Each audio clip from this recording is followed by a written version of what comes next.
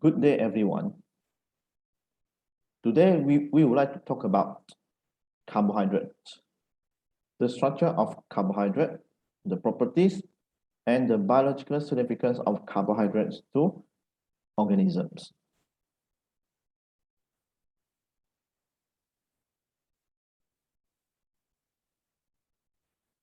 Previous lesson, we talked about the water molecules, okay, and the properties of water and its physiological roles in organisms. Today, we would like to talk about the carbohydrate classifications, okay, such as the monosaccharide, disaccharide, and polysaccharides, and their properties. Then we also study the classification of monosaccharide according to the number of atoms and the functional groups. Then illustrate the molecular structure of the monosaccharide and differentiate between the reducing and non-reducing ends. And to describe the formation of glycosidic bonds in disaccharide and polysaccharides, as well as relate the structure of the disaccharide and the polysaccharides to their function in living organisms. Macromolecules. There are three types of macromolecules in the living organisms. The major one. First is the carbohydrate, or we call the polysaccharides, proteins or polypeptides, and nucleic acid, or called polynucleotides. So these molecules are polymers, means they're made up of many repeating subunits. We call it as monomers. They are similar or identical to each other.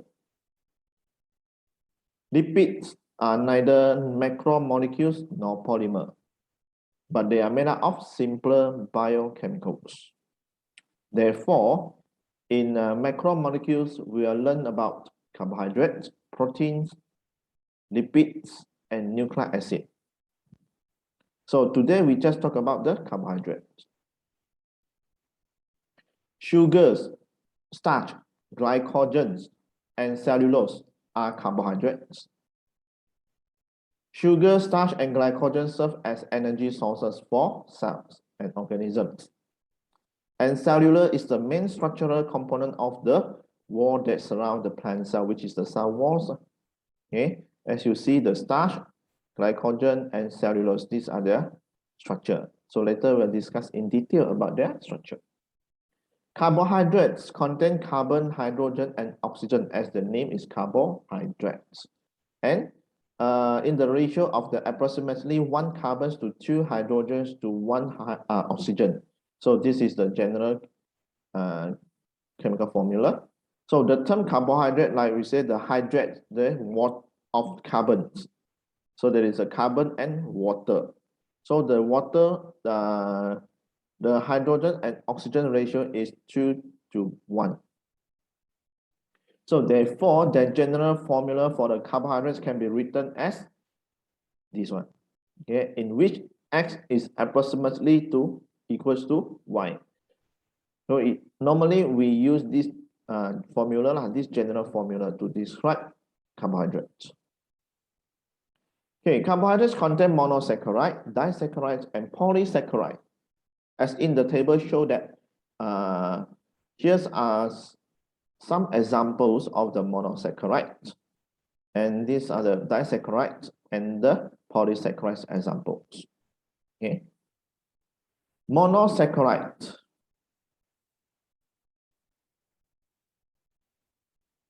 are simple sugars. Monosaccharides typically contain from 3 to 7 carbon atoms.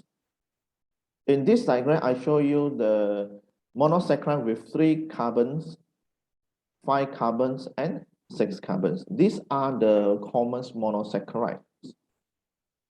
So for the 3 carbons, we call it as the triose, and the examples is glyceraldehyde. Pentose is the 5 carbon sugar, or the 5 carbon monosaccharide. Here is the ribose, and hexose is the monosaccharide with 6 carbons. In a monosaccharide, a hydroxyl group, okay, is bonded to each carbon except one. You see, the hydroxyl group, they are bound, okay, to carbons, okay, to one carbon, okay, and then for each except the one, okay, except only one, okay, which is normally in the carbon 1 or carbon 2, okay, and if the carbons is double bond, okay, to an oxygen atoms, okay, they form a functional group which is called carbonyl group, okay, CO, carbonyl group, okay. This is the functional group.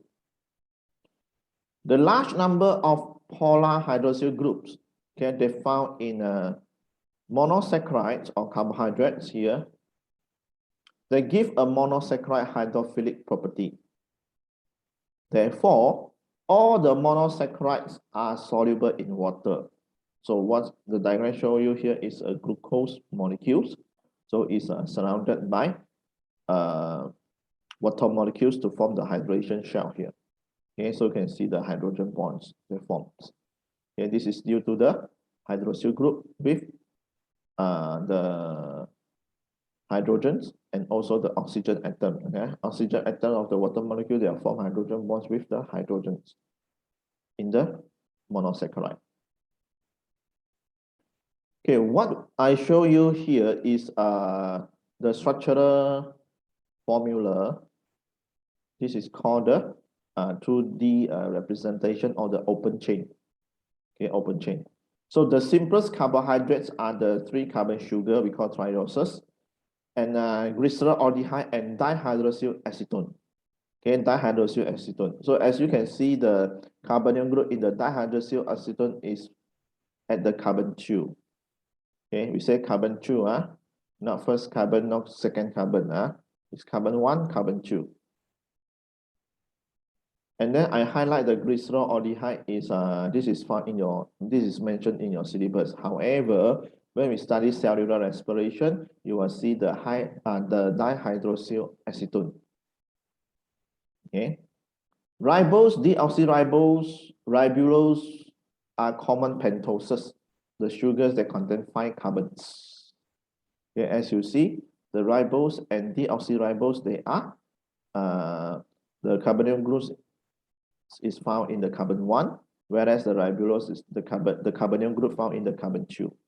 Okay, so ribose and deoxyribose are components of nucleic acid, okay, DNA, RNA, and related compounds. Then the ribose also occurs in coenzyme. Ribulose is the compounds required in Calvin cycle during photosynthesis. So you will know this ribulose when you study photosynthesis. So at least you know, oh, ribulose is one of the pentose. Glucose, fructose, and galactose, they are hexoses, okay, because they have they contain 6 carbon. So from here you can see 1, 2, 3, 4, 5, 6. Okay, so they are isomer, structural isomer. Okay, aldose, ketones. If the monosaccharides, they have the carbonyl group on the carbon 1, okay, so this functional group is called aldehyde. So this these organic compounds, okay, this monosaccharide is called aldehyde. Okay, if we also can use aldose as the term, okay, to describe this sugar. Okay, if the carbonyl group is found on the carbon 2, so this is called ketone. Okay, ketone. This organic compound is called ketone, or we can use the ketose to describe the sugar. Okay, so all monosaccharides are aldoses or ketoses. They either is aldoses or ketoses. That means the monosaccharide, all the monosaccharide, they either are aldehyde or ketones. Okay, or ketone. Okay, or ketone. Okay. So if the carbonyl group is at the end of the chain, that means at the carbon 1, so the monosaccharide is an aldehyde. Okay, we can call it as an aldehyde, easier. And if the carbonyl group is at any other position, so normally in the carbon 2, the monosaccharide is a ketone. Okay, ketone. So now you know these 2 terms already. In general, aldoses are more common than ketoses. So that means the aldehydes are more common than ketones. Then these two simplest monosaccharides are trioses, glycerolaldehydes. Again, that as you can see the name here got aldehyde, so you know the carbonyl group is found on the carbon 1. Okay, and dihydroxyl acetone. So acetone. So that means the carbonyl group is found in the at other carbons. Okay, other than the carbon 1. So normally in carbon 2 lah. Okay. So glycerolaldehyde has an aldehyde group, okay, and the dihydroxyl acetone has a keto group.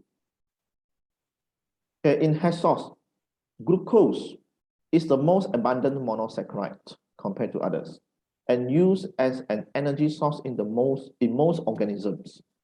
Okay, that means most organisms we use glucose as a respiratory substrate. So this is the open chain of the glucose. So from here you can see the carbonyl group is found on the carbon 1. Okay. Why I show you this one is when the glucose, okay, when the glucose they dissolve or soluble in water, so they will be presented, okay, in the ring form. Okay, in ring form. So how to form the ring form later, I will explain to you. Okay, uses of glucose. Okay, why the glucose is the most abundant found in organisms? Because the cells, as I mentioned just now, cells oxidize glucose molecules by aerobic respiration. Okay, so to generate ATP. Okay, so the energy stored in the ATP. And then glucose is also used in the synthesis of amino acid and fatty acid. Okay, the non-carbohydrate substance.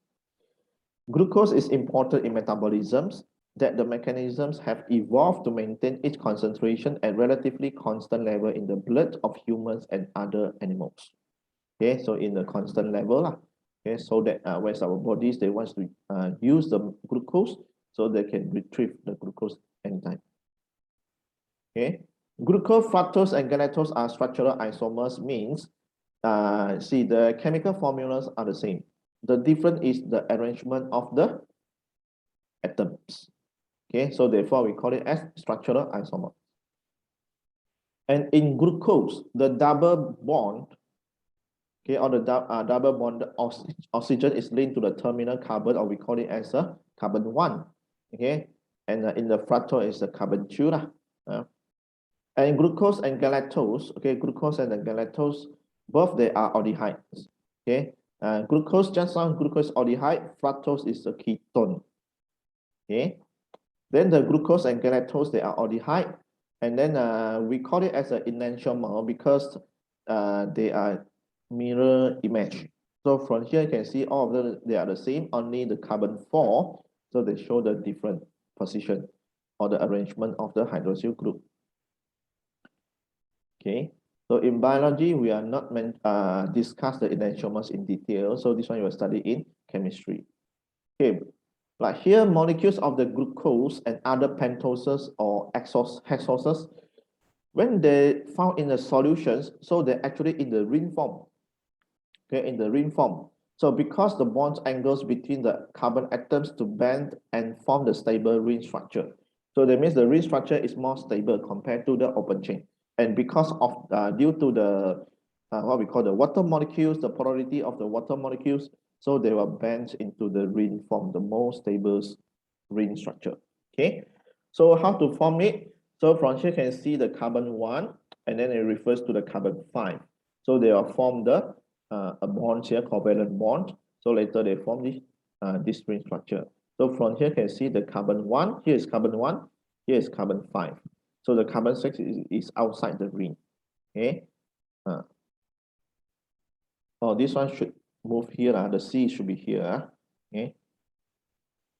In glucose, the carbon 1 combines with oxygen atom on the carbon 5, so to give a 6-member ring. Okay, so this carbon should be here. So the bond is bound to the carbon.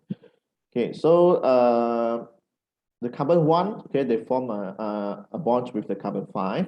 So they form a 6-member ring. This is a ring. So this ring is a 6-member, okay, 6-member ring. Okay, 1, 2, 3, 4, 5, 6. Okay, remember, so the carbon 6 is outside the ring. Okay, so the ring of glucose contains 5 carbon atoms. The ring of the glucose, they have contain 5 carbon, 1, 2, 3, 4, 5, and 1 oxygen atom. Okay, so this is known as the pyranose ring. Okay, pyranose ring. And whilst the ring structure that existing in the fructose, they contain 4 carbon atoms, okay, and 1 oxygen atom. So this is called the furanose. So this is the fructose structure. Okay, even though they contain 6 carbons, but the 2 carbons, carbon 1 and the carbon 6 is out of the ring. Okay, and then they show here, this is a 5-member ring. Okay, 5-member ring. Okay, so the carbon 2, carbon 3, carbon 4, carbon 5. So here got 4 carbons only. So this ring structure, the 5-member rings here, we call it as a furanose ring. Okay. In pentose, okay, in pentose, the carbon 1 joins with the oxygen atom on the carbon 4 to give the 5-member ring. So in pentose, ribose and deoxyribose, they also show the 5-member ring like fructose. Okay, the difference is they start with the carbon 1, okay, carbon 1, 2, 3, 4. Okay, so the both ribose and deoxyribose, they are also called as the furanose ring. Okay, when glucose form a ring, 2 isomeric forms are possible. Okay, like just now we say the carbon 1, they will have a covalent bond with the carbon 5. So when they form the ring structure, actually they got 2 isomeric forms. Okay, so these 2 isomers, okay, they are look at the carbon 1, the hydroxyl group that attached to the carbon 1. Okay, so they are either, okay, you see here, so when they form the ring structure, so the carbon isomer that form either the hydroxyl group is either at the bottom, okay, or the below, or at the opposite side as the another CH2OH, okay, or they have the same site with the CH2OH, the carbon 6. If they have opposite site, okay, with the carbon 6, so that glucose isomer is called alpha glucose. Okay, alpha glucose. If the hydroxyl group of the carbon 1 have the same site, okay, they're on the same site as the carbon 6 CH2OH site groups, so that glucose is called beta glucose. Okay, beta glucose, like this. So that means for the glucose, here you already know is either alpha or beta. Okay. So although the differences between this isomer may seem just small, just only the arrangement of the hydroxyl group on the carbon 1, but they have important consequences when the rings, that means when these 6-member rings, okay, the pyranose, they joins to form the polymers. Okay. For example, starch and the glycogen, they are made up of many glucose residues. Okay, whereas the cellulose is made up of many beta glucose residues. Okay, so because of they have different isomers, so they are formed different polysaccharide. So this one's very important.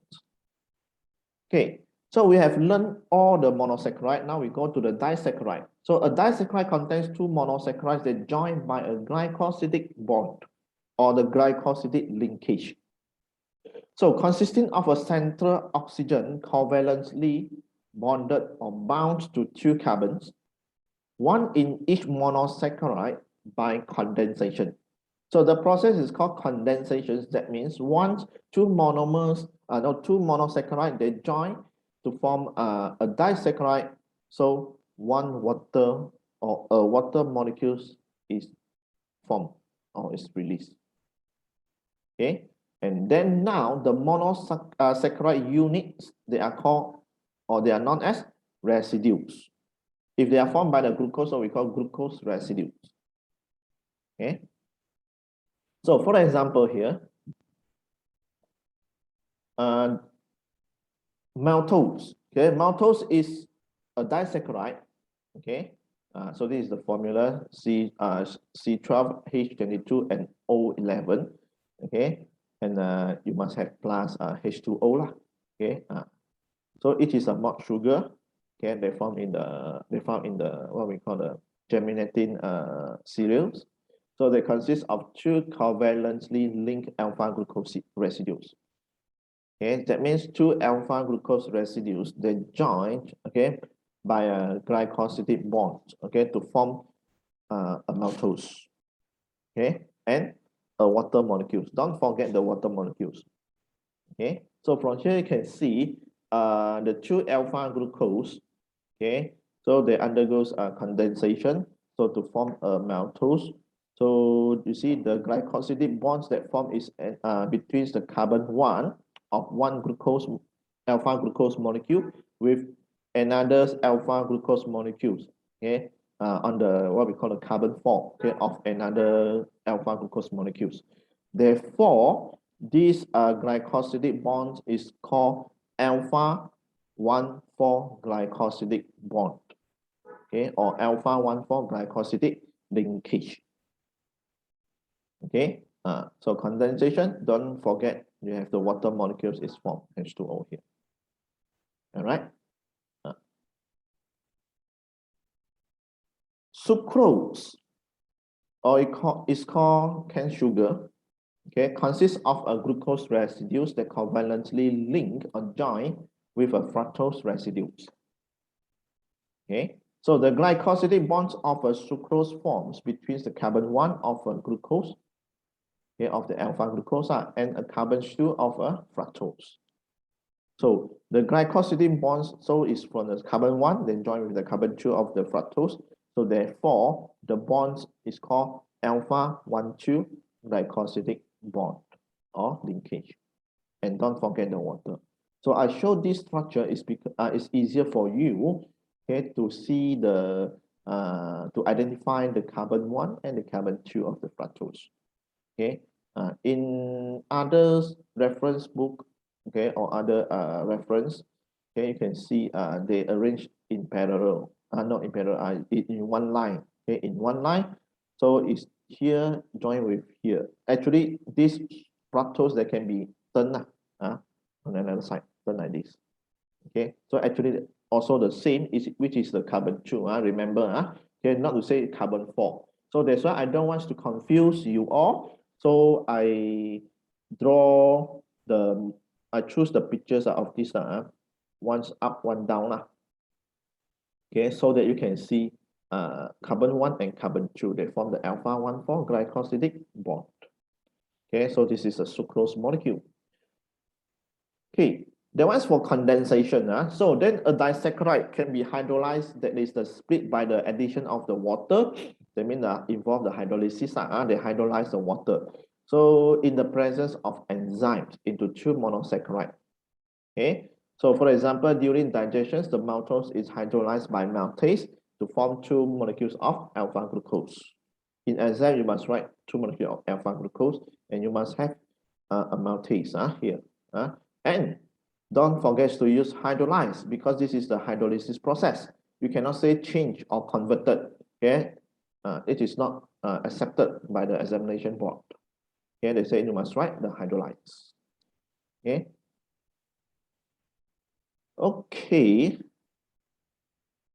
Then similarly, the sucrose also is hydrolyzed by sucrase, okay, to form the glucose and fructose. Okay, so the reaction is shift to this side. Okay. All right. Once we have finished the disaccharide, now we go to we will discuss about the polysaccharide. Polysaccharide are the most abundant carbohydrates. A polysaccharide is a macromolecule. Okay, now this is macromolecules. Just some mono and the disaccharide, they are not considered as macromolecule.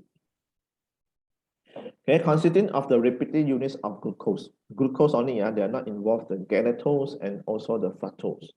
So the polysaccharides are not sugar. They are not sugar. Monosaccharide, disaccharide, they are sugar, but polysaccharide are not sugar. So that means it's tasteless. Okay, monosaccharide and the disaccharide, they taste sweet, whilst the polysaccharide, they tasteless. And they can store energy or provide structure. So from here, you can see they can store the energy, okay, in the form of the polysaccharide. And then this one is as a structure, structural component. Although the precise number of sugar unit varies, thousands of units are typically present in a single polysaccharide molecule. That means the polysaccharide they can store, or they're made up of many, okay, thousands of these glucose residues. And the polysaccharide varies in their properties. This is because the polysaccharide may be a single long chain, like here, single long chain, okay, or a branch chain. They also found in the starch as well, and in the as well as in the glycogen. Okay, this is because of the different isomer of glucose, like just now we discussed alpha glucose and the beta glucose. Okay, and also the glucose residues may be arranged differently. So the way they arrange differently, you can see the spiral form, okay, or the branches, okay, branches with the spiral and or the linear, okay, but they held together by the hydrogen bonds. Okay, polysaccharide that can be easily broken down to their subunit, well suited for energy storage. So that means if the polysaccharide, the glycosidic bonds can be easily broken down, okay. So the one is good for energy storage, okay, because they can be easily to break down into the glucose residues. Whereas the other makes them particular ones suitable to form the stable structure, for example, in the cellulose. Okay. Storage polysaccharide, starch and glycogens. Okay, they are the storage polysaccharide. Okay, so they store in grains or granule. Okay, starch granule or the glycogens granule. Okay. The change in storage polysaccharide, they tend to coil up in the water due to the hydrogen bonds formed between the hydroxyl group of the glucose, the hydroxyl group of the glucose, okay, with water molecule. So that's why they will coil in, they tend to coil, okay, in water. So, and then because this is a macromolecules, so making them to insoluble. So that means the polysaccharide, all the polysaccharide are insoluble in water. Okay, so when they are insoluble in water, so they are ideal for storage because they have no osmotic effect. Okay, they have no osmotic effect. That means the cells can store large amount of this storage polysaccharide, starch or glycogen in the cell, and then they have no effect to the osmosis of the water. Okay, if the cell they store a lot of glucose inside the cell, okay, or disaccharide, so this will have an osmotic effect. So that means the water will diffuse, okay, from the surrounding or from the environment into the cell. So they will cause the animal cell especially to expand or to swell and burst, okay, due to the osmosis of water. So when the cells they store the polysaccharide, okay, starch or glycogen, so they have no such osmotic effect. Okay, so they can protect the cell. Okay, and they also are chemically unreactive. Okay, because it's what we call the size is bigger. Okay, it's larger. Okay, so they are chemically unreactive. Okay, and then the second reason is they fall into compact shapes and contain large amount of glucose. Okay, so that means they contain large amount of storage energy. And they can be easily hydrolyzed into glucose by hydrolysis when required. Okay, when the cells requires energy, large amount of energy, so this storage polysaccharide, okay, starch or glycogens can be hydrolyzed easily, okay, into the glucose. And then the cell will use the glucose for the metabolism, especially for aerobic respiration. Okay, starch, the typical form of carbohydrate used for energy storage in plants.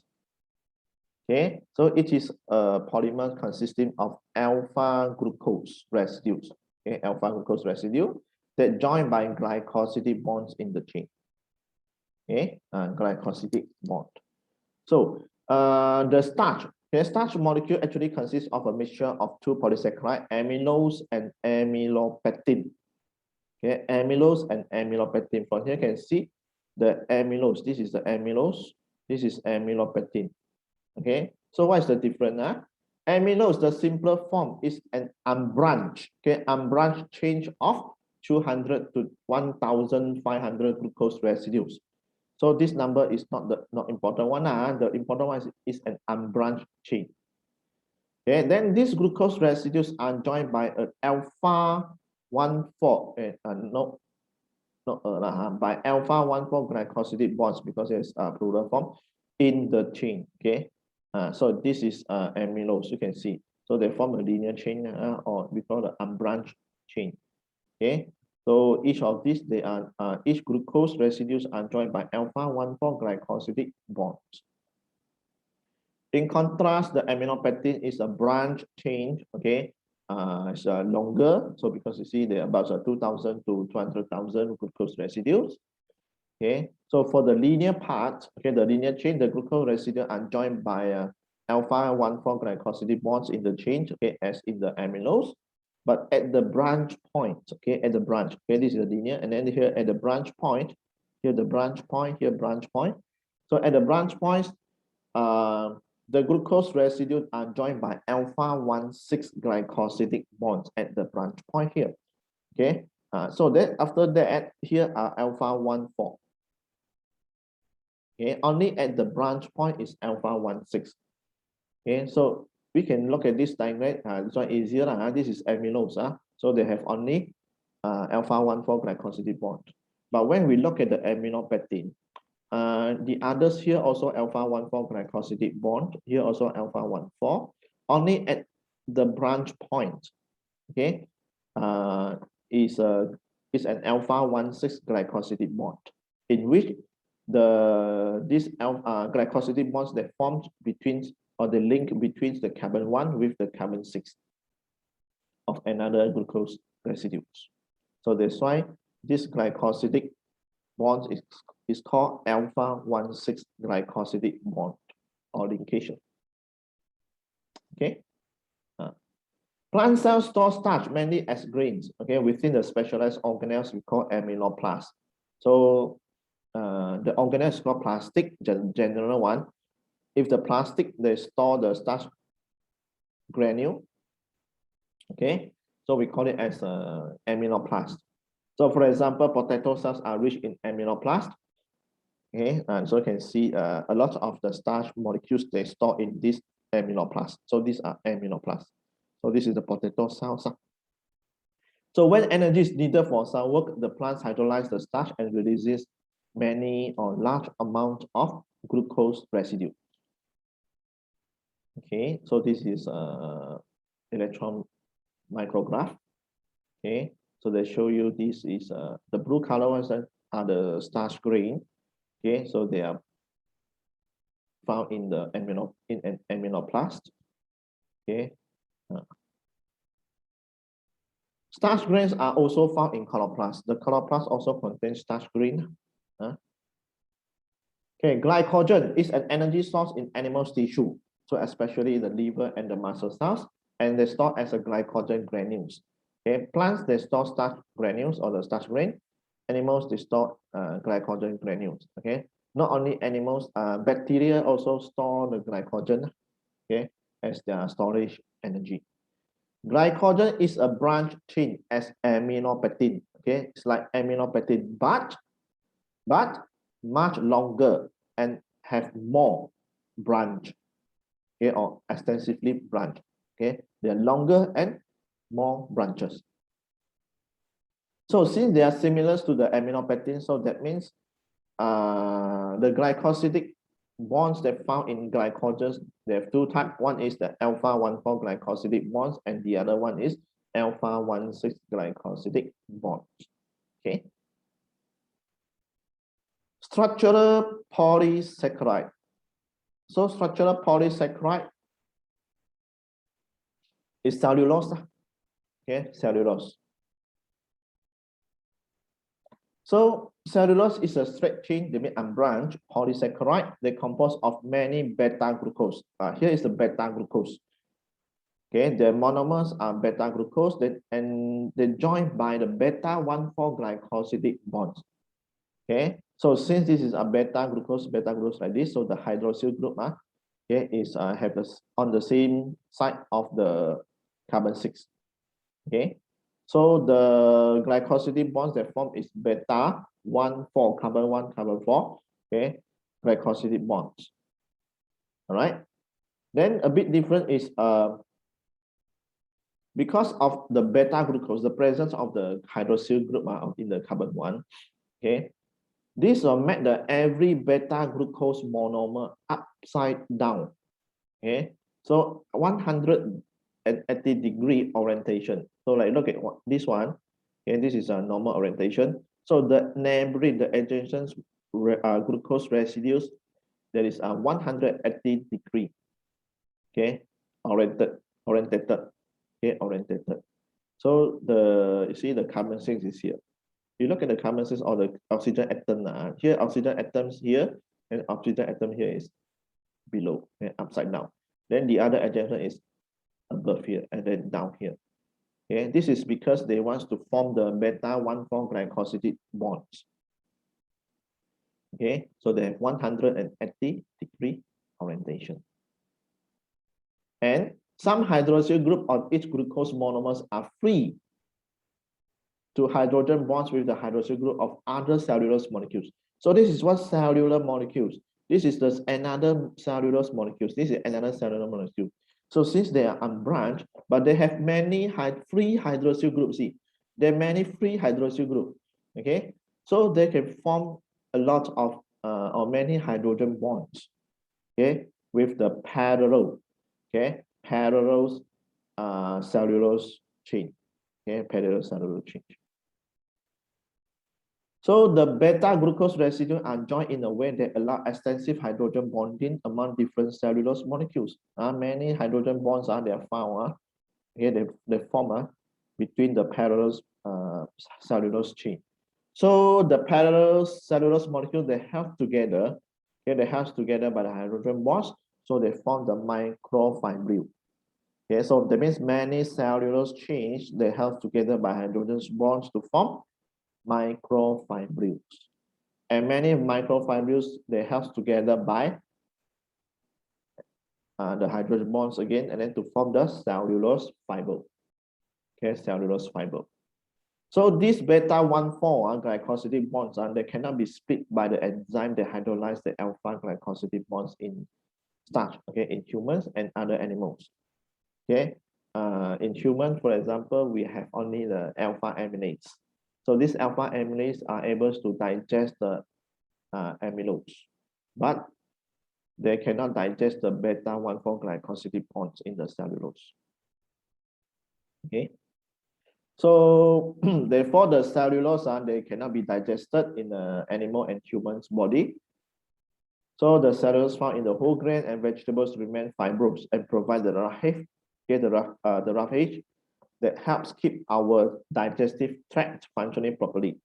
Okay, that means to improve the peristalsis. Okay, then the cellulose digesting bacteria they live in the digestive system of the cows and sheep. They mean the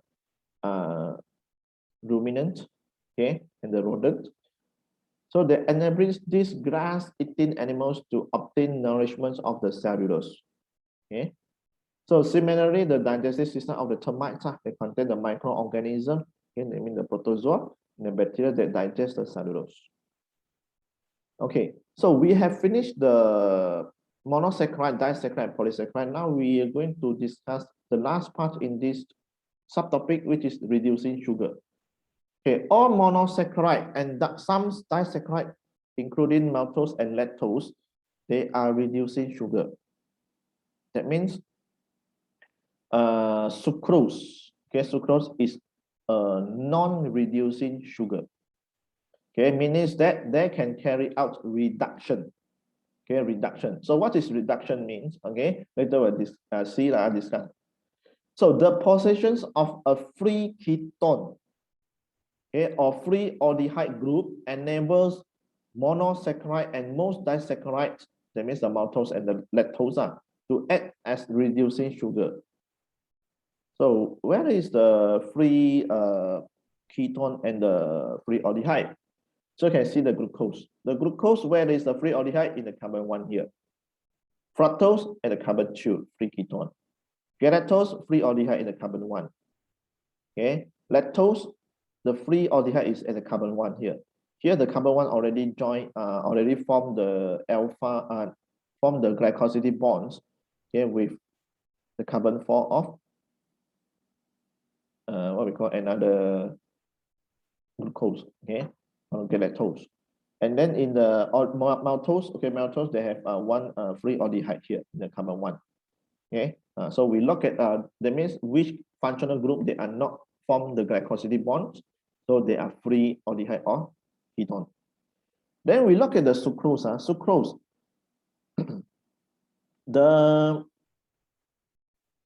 this is glucose, glucose residue in the sucrose molecule. So the functional group is at the carbon 1. And then for the fructose, the functional group is at the carbon 2. But so these both functional group, they are joined by the glycosidic bond. So they mean they have no free aldehyde group or no free ketone group. Therefore, they unable, the sucrose enables to, okay, reduce the copper 2 ions, okay, which is in the benedict solution or the ferrin solution, okay, which is the copper 2 ions, to form a valency of into the valency of 1. That means into the copper 1. Okay, they are unable to reduce the copper 2 ions into the copper 1 ions. Okay, because they have no free aldehyde group or ketone group.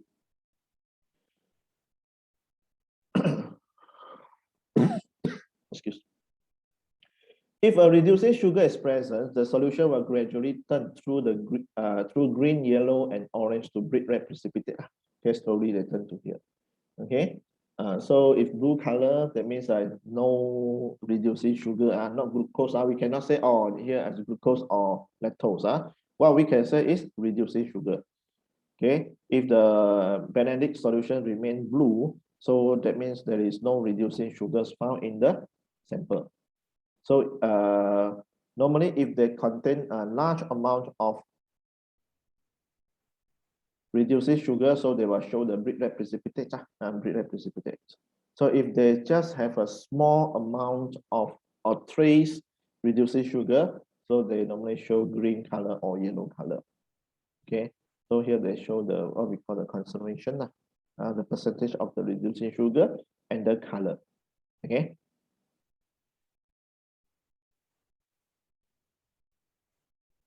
Sucrose is the only non-reducing sugar because the sucrose does not process a free ketone or aldehyde, as I told you just now. So they are unable to reduce the copper 2 ions into the copper 1 ions.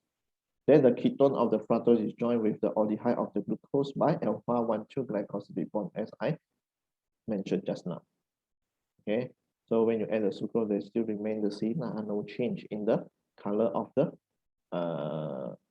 solution. Okay, so in summary, today we discuss about the glyceroldehyde, dihydroxyacetone, which is the trioses, and these are the pentoses. Okay, and then we also study the linear form, the open chain, and the ring form. Okay, how they form it, okay, how they fold into the ring form, and this is the ring form of the hexoses. Okay, hexoses. Okay, we also learn the structure and then how to differentiate it. Okay, then we also study the formation of disaccharide. Okay, and the hydrolysis. Okay, the breakdown of the disaccharide into the monosaccharides. Okay, for the maltose and sucrose as well. Okay, we also study the structure of the polysaccharide. Okay, and the properties and the biological significance, okay, in organisms. Okay, and then we study the bondings they found in starch and glycogen.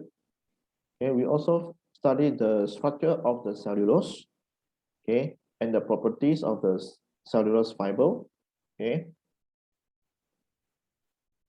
and the reducing sugar, okay, and then how and why the reducing sugar can change or turn the blue solution of the copper 2 sulfate into red precipitate, and why the sucrose cannot.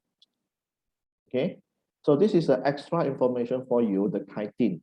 So chitin also use a glucose, okay, residues, but the difference here is that you see, they have extra the nitrogen component here. This one we call the N-acetyl glucosamine subunit. Okay, so they also form a linear chain here. So this is the polysaccharide, okay, the modified one. So the chitin they are found in the exoskeleton and also is used to make a strong and a flexible surgical strap. Okay, so this is for your information lah. And also another example, for your information, so it's peptidoglycan.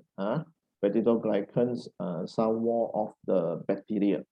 Okay, they also contain a polysaccharide backbone and then with a peptide, okay, short peptide they join.